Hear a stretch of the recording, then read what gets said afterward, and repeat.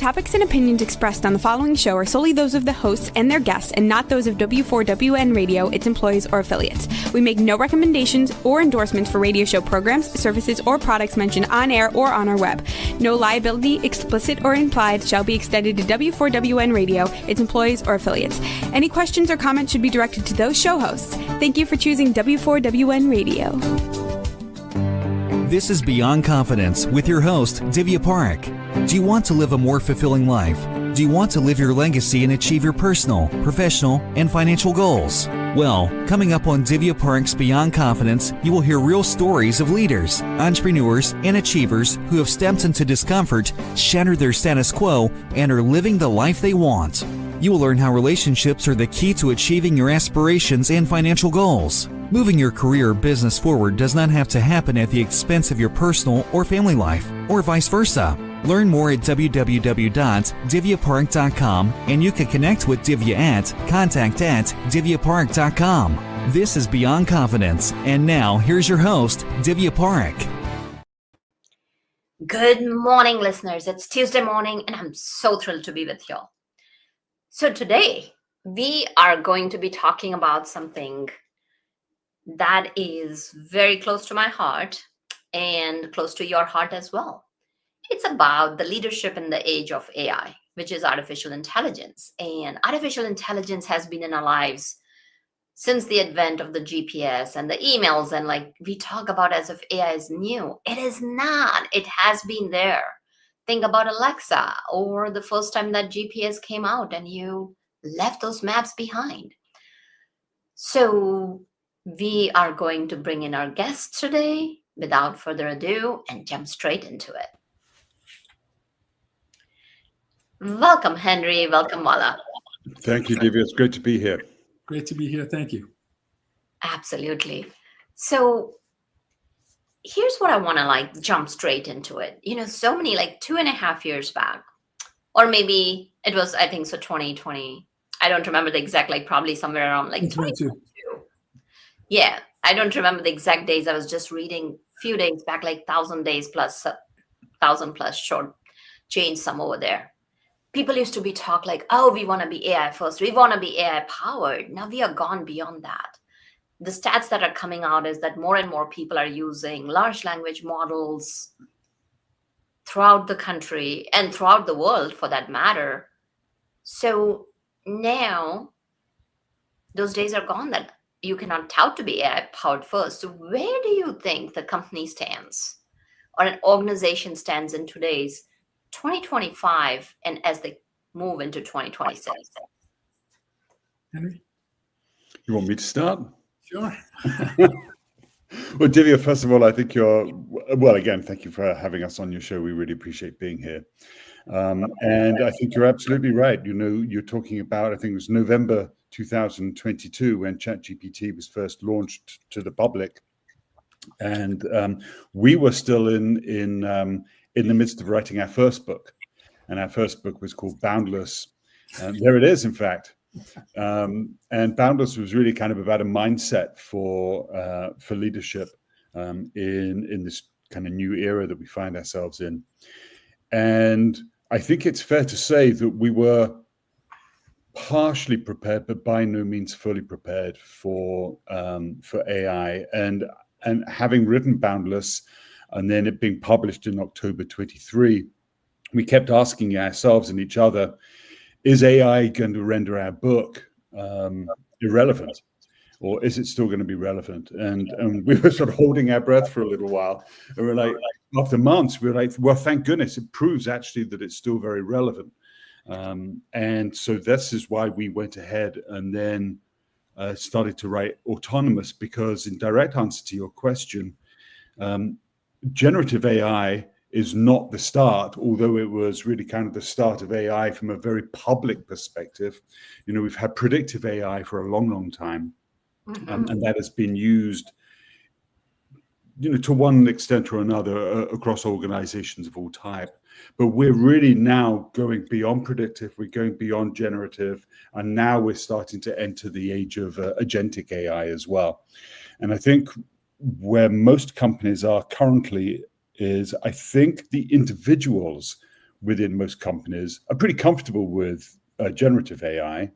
We all use it on a daily basis. My whole family uses it. Everyone I know uses ChatGPT or Claude or Gemini or any one or more than one of the models that are around. But where we really are now organizationally is, how do we start to take advantage of agentic AI, where agentic AI is qualitatively different to generative AI. This is now AI that can actually do work individually of a human. And this, we think, puts us into an entirely new place. And this is where I think that organizations are right now. We're right at the beginning of this period, this new period, where we have AI that's now a member of the workforce. It's no longer a tool, it's a member of the workforce. And that's categorically different. And so most companies are right at the beginning of this era. And I think we're all asking ourselves, what does that mean? What does it mean to have a new member of the workforce? What does it mean to be a human colleague, but knowing that as a human, we may have a digital colleague, we may have a digital advisor, we may have a digital boss, an AI boss. What does it mean for human leaders thinking about the way that they manage their teams? What does it mean to have teams which are hybrid teams of humans and machines, or humans and AI? What does it mean to hand over some of the responsibility for leadership of an organization to AI? So I think that's kind of where we are right now. We're really at the beginning of this new age of agentic AI, and I think that's what we've been focused on in the book, and that's what we're very excited about. Absolutely. And you're right on the mark, Henry, because there are agents all over, but there's still so much in their nascency that the current agents that are out there in the market, yes, they're performing, but they're still stalling. They're still like that robotic. They're developing personality. They're learning and they're reasoning. So if a company, like, if an organization were thinking like, okay, I want to bring in that agentic, the key is like having that governance. Like, so many companies do not talk about having the AI governance. So what would you say, Vala and Henry, like what are some top 3 to 5 things before they even think about bringing in the agentic AI? Well, as you mentioned, governance is critically important. My company's core value, number one core value since its inception, so for 26 years, has been trust. And, in the book, we talk about trust as competence plus character. Competence is capability and reliability. Character is integrity and benevolence. I love the word benevolence, your intentionality. Your thoughts, your words, your actions are aligned. And so you have to be clear with your intentions when you leverage powerful technology that understands natural language processing. AI has evolved where it can understand language, incredibly precise. It has reasoning capabilities, lots of combination of capabilities, retrieval augmented generation, vector database, semantic search. You got all this scientific work that combined has created software that can think and can reason and can be embedded in complex workflows. And as Henry mentioned, take action. We're no longer talking about a tool that humans use. This is now software that can work on your behalf. And then it constantly learns with every iteration. So the combination of natural language processing and multimodality, it can understand images, voice, text, videos. It can reason, it can take action, and it can improve. This is the most important technology of the 21st century. I've been in tech 30 years, and I view agentic AI as electricity for the 21st century. Without it, you will not be able to compete in this hyper-connected, knowledge-sharing economy powered by AI. And as Henry mentioned, when we wrote Boundless, the goal was to discuss the negative impact of silos, silo mentality, silo structures, data silos. All AI projects are data projects. So if you have data silos, you cannot reach your boundless potential when it comes to AI algorithms. And we decided that based on 5 years of research looking at companies that are growing at double-digit compound annual growth rates, what were some of the muscles? What were some of the attributes and characteristics they had? And we identified and converged down to 7 design principles. And one of the 7 design principles was autonomy. So as much as Henry says we were nervous about this launch of agentic AI, for 5 years, we were researching and identified autonomous capabilities as one of the key elements of eliminating silos. And AI agents are autonomous agents. And as you mentioned, 59 days after the launch of ChatGPT, you had 100 million people using language models to generate content, but agentic goes beyond that. And so trust is critically important. Fundamentally, in my career in tech, when I look at the most successful companies, including my own, I would put technology at the bottom of the key success factors. I would say it's culture. You have to have good, healthy culture. And in this situation that we're in, it's a culture of experimentation, culture of trust, culture of collaboration, culture that removes silos. You have to have strong talent. You have to hire people with high rate of learning and good judgment. This is why trust is so important.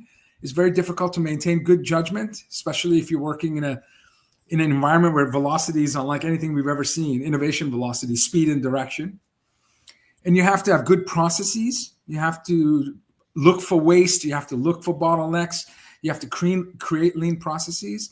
And then lastly, technology. So culture, people, process, and technology. And if you are guided by the North Star trust and customer success, ultimately you have to have shared success, which was one of the 7 principles in Boundless. We keep going back to the book we wrote 2 years ago, not the one we're trying to talk about now, because it was foundational to the book Autonomous.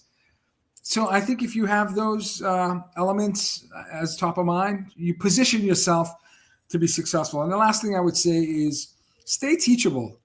Stay teachable. As I get older, I realize how hard it is for me to stay teachable. This is why I love being on your podcast, because it allows me to learn from you, Henry and I to learn from you.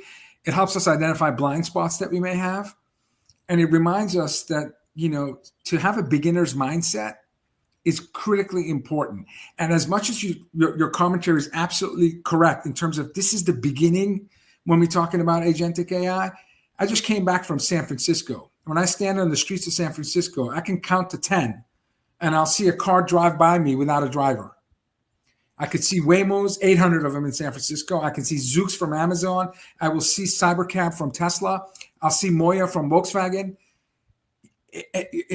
You've got 800 Waymos that have surpassed 45,000 Lyft drivers in San Francisco in terms of number of rides. So anyone who doubts that AI is here, and what are we talking about when we talk about self-driving cars? AI has replaced a driver in a major city when life and death is on the line. And by the way, there's been 0 fatalities with Waymo since 2017. So it's safer drive and it's less costly. And so it's a realization that, yes, the term was coined in 1957 at Dartmouth College, and it's been around a long time. But what we can do with it today is unlike anything we've ever experienced in our lifetime. And we have to be aware that if we don't maintain that beginner's mindset, if we don't challenge dominant logic, if we're not comfortable with software guiding our careers, we may be positioning ourselves in a place that's harder to compete and win. Absolutely. You hit the nail on the head, because unless you're looking to get obsolete, the time has passed that you cannot embrace it. And as you mentioned, that agentic AI is still in its beginnings. And I really like what you mentioned about having that beginner's mindset, being teachable, having that humility, because AI can replace everything, but it cannot replace the human connection and that touchability. So given that, you mentioned that it's really essential to have that edge, like to have the competitive edge, you have to keep on depending on the automation and the technology. So as companies are looking to implement it, and as they're going for AI adoption, what are some of the guardrails that they can think about, that what is the right place to do some of the cost cutting? or for that matter, like, move people or lay off people? And that's one of the tough, challenging questions that organizations face today. Yeah, Henry and I absolutely don't like cost cutting. I knew you'd go straight there. Perfect. We don't think that that's the right approach, and I'll let Henry weigh in, but we think that it's short-sighted and it's absolutely the wrong way if you're guided by cost cutting. And Henry, take it away. Sure. Yeah, so thank you for even mentioning that and bringing a smile to our faces there, Divya.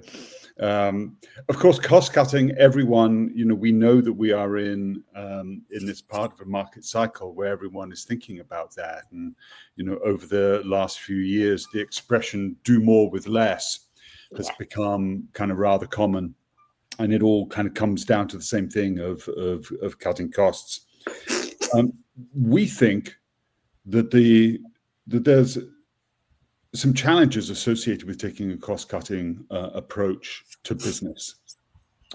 One is there's a question about whether you should be fair or not. A lot of leaders are concerned about, do we cut costs evenly across the entire place? Do we say everyone needs to take 5% out of their budgets, or 10%, or whatever it happens to be? Or do we identify specific areas of the business? And if we identify specific areas of the business, does that really mean that we are criticizing that part of the business and risk demotivating them because they think that we think that they are failing in some way? So it's difficult whether you actually take a targeted approach to cost cutting or whether you take a peanut butter, approach to cost cutting. Neither one really kind of works particularly effectively, and it's always demotivating for people.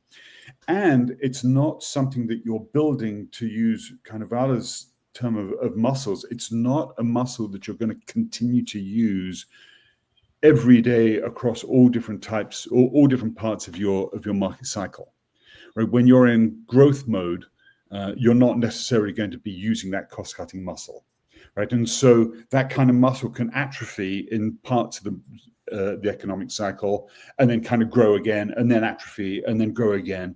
And it means that cost-cutting is not actually a core business discipline. It's not a core business competence. Whereas if you take the approach that waste is never a good thing to have, you always want to be able to reduce or eliminate waste from your operations, then you can build that to be an organizational muscle that you use all the time. And it doesn't matter whether you're in growth mode or whether you're in a slower part of your cycle. It's always relevant. You can always be looking for waste. And what we're thinking about waste is, because when most people hear the word waste, they're thinking about materials largely. They're thinking about what do you do with excess materials that you actually don't use, that are kind of all byproducts for manufacturing and production operations. When we're talking about waste, we're talking about any resource. So waste for us is the misuse, the overuse, or the underuse of a resource in order to do a job. And so that can be a human. I mean, just generally, that can be, you shouldn't be using this person to do this job because they're much more qualified than you need to do this particular job. You could be using an agent at this point, and you could be honoring all of the time and all of the energy and all of the effort that this person has put in to making them uniquely qualified to do a job, and you could be having them do that job, right? So you can have waste at all sorts of levels. They can be materials, they can be humans, they can be data, they can be money, they can be any resource that you have. And basically what we think should be happening is we think businesses should be looking all the time to reduce and eliminate waste. And the kind of punchline there, if you like, is that all waste is costly, right? All waste has a cost associated with it, but not all costs are wasteful. So it means that whenever you're focused on waste, you're always cutting costs anyway. You're just cutting the right kind of costs, because anything that's costly is anything that does not add value, and in particular does not add value to your customers. So that's where we're really thinking about waste rather than cost, and where we're thinking about waste rather than value. And some examples in business, research shows that when you're a sales professional, you're only spending 25% of your time actually selling, becoming a trusted advisor, guiding your customers. 75% of sales professionals are doing research, administrative tasks, and not in front of a client or a prospect, actually helping them achieve their success. 80% of marketing leads are never transitioned to sales organizations. They sit in the funnel and they decay to become irrelevant. So there's a ton of research that speaks to wasteful activity in your call centers, wasteful activity in your sales and marketing, human resources. So, and then when you look at Pew Research and you look at people's sentiment towards work, majority of workers are looking for their next gig. It's harder to maintain talent in your company. And we believe part of that is we're assigning wasteful activity to our human resources. Some things that are repetitive, things that are boring. In a blink of an eye, you realize you spent 10 years of your career pushing a bunch of buttons and doing work that, frankly, software could have done on your behalf, freeing you up to listen to podcasts, to go to conferences, to read books, to go back to school and become lifelong learners. Frankly, I believe this technology can free us and give us joy. And not just sense of belonging because we carry a badge. We have a badge on the cover of our book. It's a reminder that you can belong to an organization and a company, but that doesn't guarantee a sense of mattering. And I believe that if you use technology in the right way, you can not only have a sense of belonging, but you actually believe your work matters. And I don't know how you can achieve your boundless potential if you don't think your work matters. And so I'm very optimistic. We're very optimistic. And I know the pessimists can sound smarter, but in our experience, the future is built by optimists. So, regardless of your point of view with the technology, and it can be scary. Trust me, when I get a ride in these autonomous vehicles, I put my seatbelt on. It's scary, but it's also exciting. And we're witnessing companies really achieve a level of creativity and value creation unlike any time in our lifetime. You just have to be mindful, and you have to put, our colleagues, on the edge, in the center, and everywhere when you're making decisions on how to invest in technology, so you can elevate your people. At the end of the day, this should not be a replacement strategy. This should be, as Henry said, a waste removal strategy, freeing your human talent to reach their boundless potential. Yes, definitely. Very powerful to both Henry and Vala. Like, your point is cost cutting is something that I do not like. So coming from a lean amateurs cost cut. Amateurs. No one likes it. Yeah. So coming from a Lean Six Sigma background, I can definitely kind of tell you that redundancies can be waste. Looking at the processes. I mean, and so many times what happens, I go to the doctor's office or I am at the car dealership and I'm like looking, oh my goodness, like there's so much waste over here and like duplicates. So I completely agree with you all that, it's important to look at where the waste is happening. And I'm sure you all have also seen that.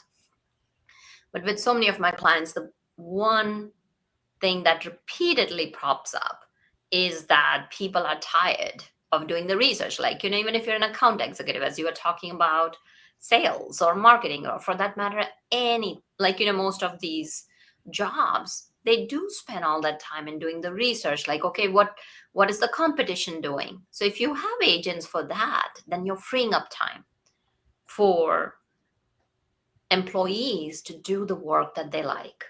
So definitely that's a good way of looking at it. Now, when we say this, how would you say this is going to impact the changing role of CIO and CHRO? Oh, great question. Okay, Henry's smiling ear to ear. Go ahead, Henry. Well, I love the fact that you just kind of jumped straight into that. I think that's I think that's super important. So Vala talked about the siloed world, right? And I mean, to be clear, when we talk about silos, first of all, silos are everywhere. No one likes them, right? Everyone complains about that, but they're in every single industry that we've come across, every single industry. We were in an education, we were giving a keynote at an education conference at Arizona State University last week. And, they're complaining about silos in higher education. They complain about them in agriculture. They complain about them in manufacturing and retail and finance. And they're just everywhere. No one likes them. And so really kind of the question is, why does that happen? And it turns out that silos are actually just the way we manage resources, or the way that we conventionally have managed resources. So we put all of our marketing expertise into a marketing bucket, or marketing silo, marketing department. We do the same. All of our IT, all of our technological resources, we put into the IT department, and so on and so forth. And this is how we end up with. And this is not a criticism of any individual organization. It's just how we have developed over decades, maybe even over hundreds of years. This is how we come to have a CIO or a CTO who is seen as being the leader of all of the technological resources. And we have a CHRO who is seen as being the leader of all of the human resources. And the question is, and this is, I think, very much what you're getting at, is, so what does the future look like? With digital labor, where it's not just human resources, it's human and agentic AI resources. Go ahead, Henry. Yeah, that's right. So there are discussions going on about whether the CIO now kind of takes a closer position next to the CEO because they're responsible for more important resources, or what does it look like in our mind? Just as Vala said, we now need to be not only cognizant of, but we need to be actively working in a world where we know that we have both digital and human, and working together on some tasks, working individually on other tasks. And we need to be able to see them collectively as, our most important resource in business. And we need to be able to see the relationships between them as the most important thing that we have in our business. Right at the beginning of your podcast, Divya, you've got, I think that there's a statement that says something like relationships, right? Relationships are essential to achieving your potential, right? I think that's right in the first 30 seconds of the introduction to your podcast. And of course, as you can tell, both of us are like, she's so right. That's exactly right. And so we think that the future of the CIO and the CHRO, however that's kind of organized, but that needs to be about developing new relationships between humans and agentic AI, such that they all individually and collectively achieve their potential. When we talk about autonomous, once again, here's this book. When we're talking about autonomous, we're not just talking about agentic autonomy. We're talking about human autonomy as well. And the difference that we're really talking about between the two is that we think that the agentic AI can take on more of the operational autonomy. They can do more and more tasks without humans, but humans take on the mission autonomy. We're the ones that actually set the direction. We set all of the guardrails. We've already kind of talked about all of that. We set the governance, but we set the direction. We set the North Star. As we talked about, as Vala just talked about, when you're in a Waymo now, you're not driving the car anymore. You're not a machine operator, right? Which is what we've always been as car drivers before. But we're still saying, here's where we want to go, and here's how we want to get there. And then, having set the mission, then we're free. And that's what we see in business. We're seeing that humans set the direction, they set the vision, they set the goals, they set the culture, they set all of the conditions for success. and AI takes more of the operational autonomy. So again, in answer to your question, where does this leave the CIO and the CHRO? There's a danger that if they stay in their existing buckets, if they stay in IT and if they stay in HR, that either one or both of them are going to become redundant and obsolete, to use a word that you used earlier. If they combine forces and they look over each other's silos and they recognize that what we're really looking now at is a future of a hybrid workforce, then I think some very, very strong things can be done that have never been done before. My advice to CHROs, and the longest study on happiness and success, Harvard study that I believe, over 80 years monitored 1,000 people for 70 years, found that the number one success factor for happiness and success was relationships, not fame, not fortune. The people that had the healthiest relationships were the happiest and more successful. Again, the longest study on happiness by Harvard. And so, in fact, I work for a company, CRM, where the R is relationships in CRM. And CHROs need to recognize that as much as we all value relationships, none of us have taken formal courses on designing healthy relationships. I've never had one in my career. And now you're talking about we're the last generation of business leaders that are only going to manage humans. We're not going to be tasked with managing humans and agents. So how do you reach your full potential, your balanced potential, in the absence of purposeful frameworks that ensure human to human, human to software, software to software, creates relationships that help us be happy and successful? We need to now think about strongly designing for relationships. And it's no longer human resources, it's intelligent resources. And it could be human, it could be software. And so the paradigm has changed. We are now at an inflection point where my company has 13,000 companies that have deployed agents. And so unlike any other adoption curve in my lifetime, so CHROs, get in the game, design for healthy relationships, recognize that all companies are tech companies, meaning this is why we said AI first strategy and digital labor. And we use the word fittest because Henry and I can't imagine a company that can compete and win today and tomorrow unless they have digital labor, because digital labor gives you limitless resources for you to create value at speed, scale, and intelligence unlike anything we've ever had in the past. So I think it's Batman and Robin when I think about CIOs and CHROs, or Batman and Wonder Woman. Let's make sure we champion the diversity is actually a competitive advantage, especially in a world where our thoughts are becoming algorithms.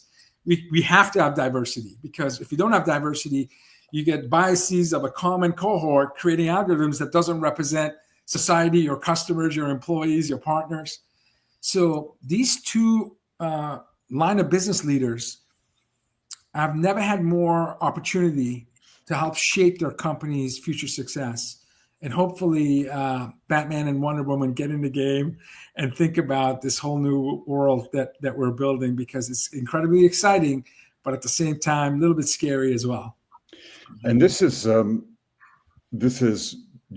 of the unknowns as well. Just as Vala said, he's never taken a course in relationship building, a professional course in relationship building, because there aren't any. And not only are there no courses, but there's no design. He talked again about design and designing intentionally. There is no design practice or no design discipline for relationships. We do have, and we have had for the last 20, 25 years or so, a design practices for experiences, but never for relationships.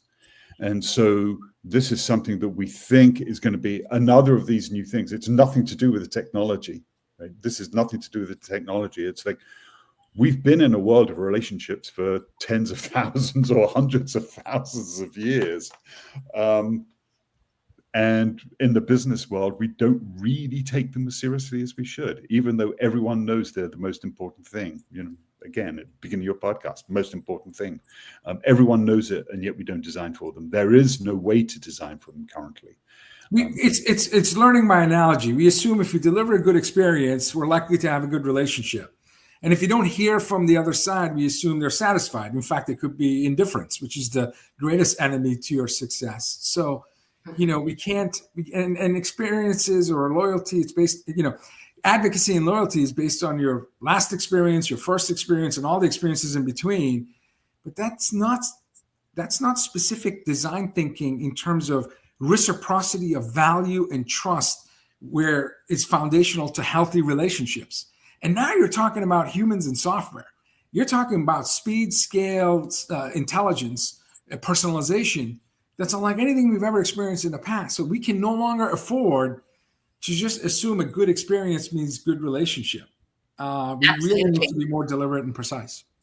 You're absolutely right. And at the core of it, it's going to be the human relationships. That's right. And you mentioned something very powerful, that it's not just now between human and human. It is between software and software, between, let's just call them bots, because most people in the audience understand. So bot talking to the bot talking to the human having different bosses. So given all of that, what, as we keep on building these UIs or the user interface and user experiences, whether it's with the human being or with the software, what are the 7 levels?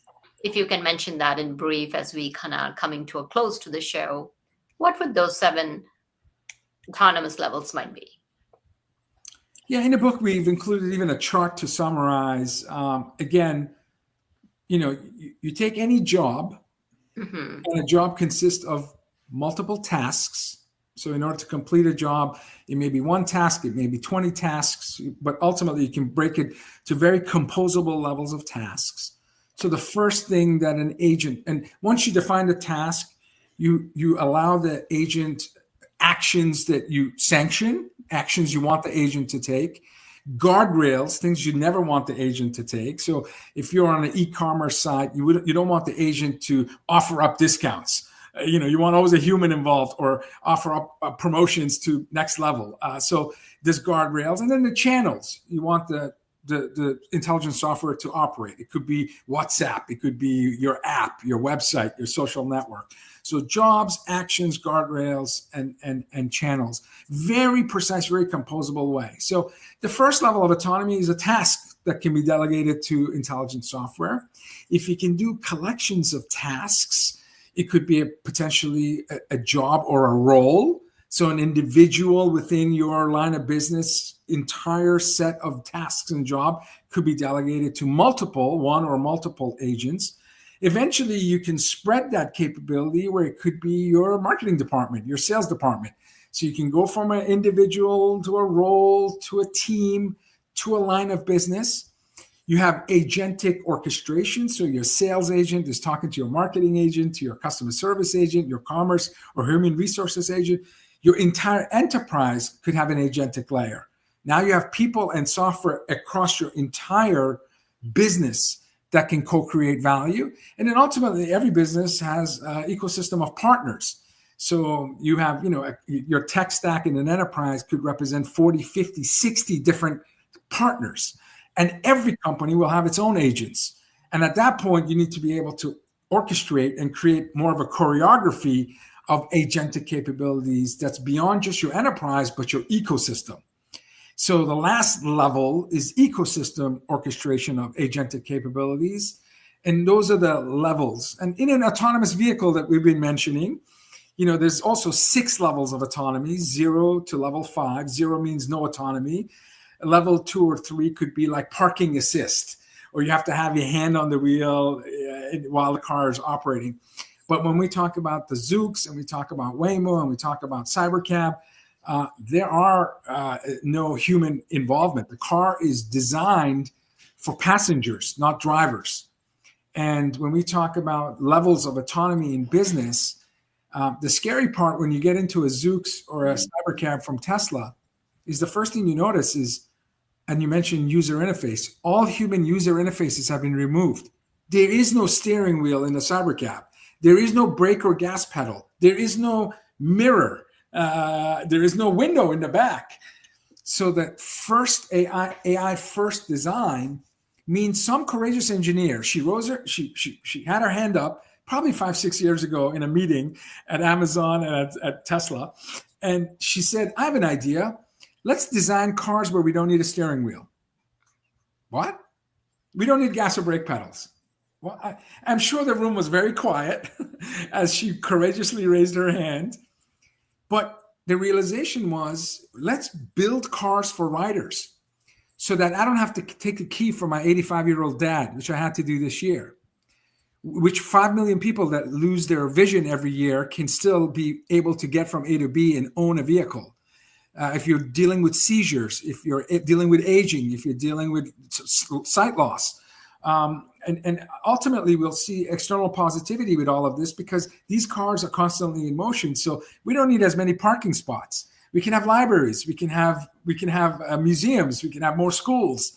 So there'll be societal impact as a result of this AI first strategy. And most importantly, it'll be safer to operate and cheaper to produce. So again, the 7 levels is a reminder that the worst AI we're using is today.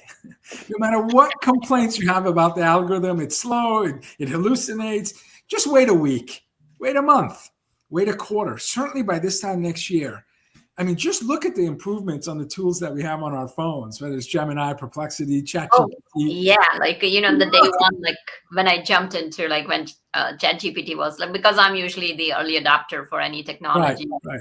Where it was like that clunky, ChatGPT 3, and now you have got the reasoning and deep research. You can even kind of see Absolutely. how it is thinking through. Like it literally kind of shows you, and it's just fascinating. Yes. So not to deter from what you're saying is that one thing that really hit me hard, Vala, was that taking the keys away from your parents, taking that independence away. So AI is something that will provide that agency to people to live their life with dignity and to bring Absolutely. the potential to the workers, making that work matter and it will also allow people to take leadership, giving them the permission, like anybody can take a leadership and look at what could be the next frontier to Absolutely. life. And as Henry mentioned, an average adult in the US could have up to an hour of commute. You know what's wasteful? Driving a car for an hour where you could have a vehicle that's autonomous. So now you can read your favorite book. You can watch Netflix. You can work on your Salesforce dashboards. You can listen to a podcast comfortably. And so you have this nonlinear optionality when you have autonomous vehicles. Right. Where today, us three, when we get in our car, we have one job: drive the car. There's nothing else we can do. But my son is 15 years old. And when I can imagine, when he leaves graduate school and he's commuting to work, all the options he'll have in his vehicle, he can really invest himself and self-educate and train. And I used to have 2-hour commute early in my career. I'm in Massachusetts, would drive to New Hampshire, 1 hour each way. I think about for 10 years, I drove 2 hours, 5 days a week. You know what I could have done in that 2 hours over a decade? First of all, I have a PhD, which would make my mom happy.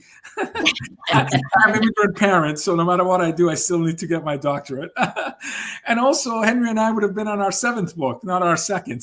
So think about wastefulness and lean into technology. We believe that ultimately we're going to see a graduation from autonomous products to autonomous factories to autonomous companies, and this great amount of freedom and waste that we can remove on this journey. And this journey is another 10, 20 years and ongoing. This is not about next week, next month, next year. We're absolutely at the beginning. Absolutely. Well, thank you, Henry, and thank you, Vala. How can people connect with you? Where can they connect with you? Where can they find your book? So I know it's on Amazon. Is it at any other place? Yes, so it's it's Barnes & Noble, online and in physical stores. So it's on all major e-commerce platforms. It's in all major physical bookstores across the US.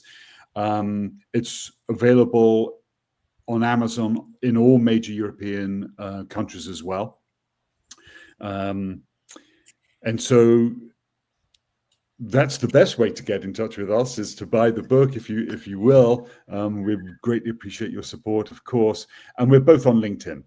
And so Vala is on as Vala Afshar, and I'm on as Henry King. And Vala is also a major thought leader on X as well. And so he's available there at Vala Afshar on X. Well, fantastic. Thank you for sharing so openly. And definitely, I am positive that our audience are definitely going to head out to Amazon, Barnes and Nobles, wherever your favorite place is, and get the book, because they're not only bringing the head, they're also bringing the heart. And those are the next levels of leadership that we want to see, not only in our organizations, but wherever you are. Doesn't matter where you're a student, you're a professional, you're a rising star, wherever you are at. Remember that human relationships and the human connection is the thing that will bring us to tap that potential all of us have. So thank you, Vala, and thank you, Henry, for joining us. We appreciate you. No, thanks, Divya. It's really a pleasure to be on, and thank you for inviting us. Thank you so much. Absolutely. And thank you, wonderful audience, for being part of our show, because without you, the show would not be possible. Reach out to us like you always do. I so appreciate each and every one of you. And let us know, how can we help you live that life you want to live and you deserve. And thank you, Juan, our tech visit, for making the show possible. So be well and take care until next time. Thank you for being part of Beyond Confidence with your host, Divya Parekh. We hope you have learned more about how to start living the life you want. Each week on Beyond Confidence, you hear stories of real people who have experienced growth by overcoming their fears and building meaningful relationships. During Beyond Confidence, Divya Parekh shares what happened to her when she stepped out of her comfort zone to work directly with people across the globe. She not only coaches people how to form heart connections, but also transform relationships to mutually beneficial partnerships as they strive to live the life they want. If you are ready to live the life you want and leverage your strengths, learn more at www.divyaparekh.com. And you can connect with Divya at contact@divyaparekh.com. We look forward to you joining us next week.